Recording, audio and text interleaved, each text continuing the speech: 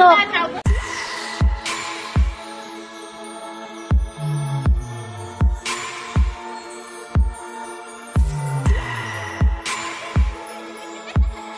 Ang namumuong ipo-ipo na patungo sa direksyon ng paaralan.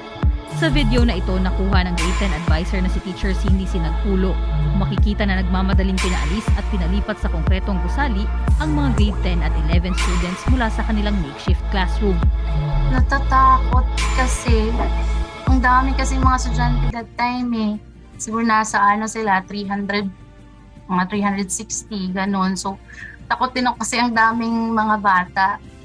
Pagkalipas ng 10 minuto, unti-unti na daw nalusaw ang ipo-ipo.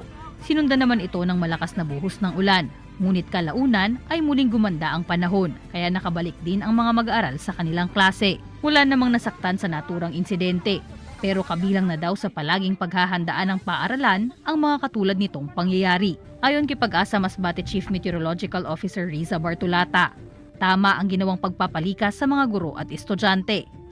Ang ipo-ipo ay nabubuo sa presensya ng thunderstorms o pag-ulan na may kasamang kulog at kidlat na dala ng cumulonimbus clouds o ang itinuturing na delikadong ulap.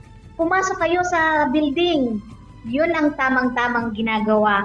Kasi pag nasa labas po tayo, pag may thunderstorm, pwede tayong tamaan ng kidlat.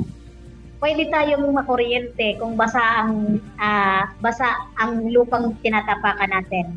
Nilinaw din ni Bartolata na ang nabuong ipo-ipo sa lugar ay hindi direktang epekto ng Bagyong Henry.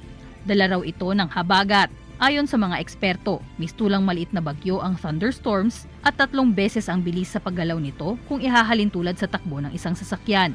Kaya hindi agad makapagbibigay ng agarang babala sa publiko kapag nabuo na ito.